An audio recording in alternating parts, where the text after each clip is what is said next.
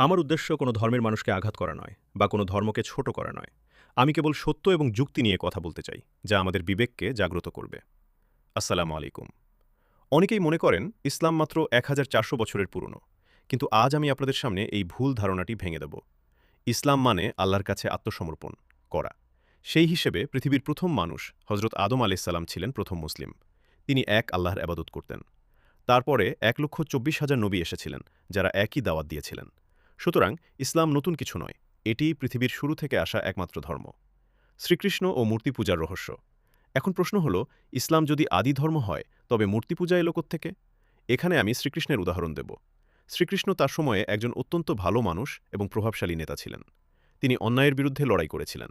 কিন্তু সমস্যা হল, তার মৃত্যুর পর মানুষ অতিভক্তির কারণে তাকে আর মানুষ হিসেবে রাখেনি।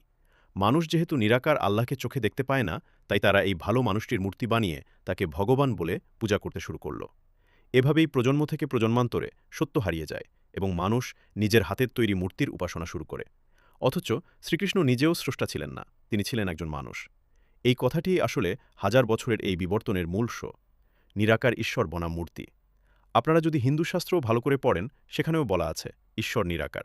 যা মানুষ নিজের হাতে মাটি বা পাথর দিয়ে বানায়, তা কখনো আমাদের স্রষ্টা হতে পারে না।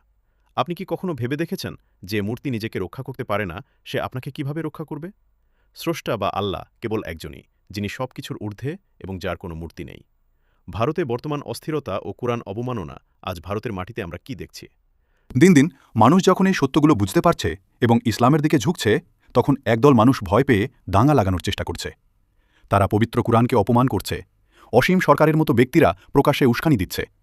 শতাধিক এফআইআর হলেও সরকার কোনো ব্যবস্থা নিচ্ছে না। কিন্তু দেখুন, মুসলিমরা আইন হাতে তুলে নেয়নি। তারা সংবিধানের ওপর আস্থা রেখেছে। আমরা দাবি করি, যারা এভাবে ঘৃণা ছড়াচ্ছে, তাদের জনসমক্ষে এসে ক্ষমা চাইতে হবে। কারণ সত্যকে গালি দিয়ে বা দাঙ্গা করে দমানো যায় না। কিন্তু দেখুন, মুসলিমরা আইন হাতে তুলে নেয়নি। তারা সংবিধানের ওপর আস্থা রেখেছে।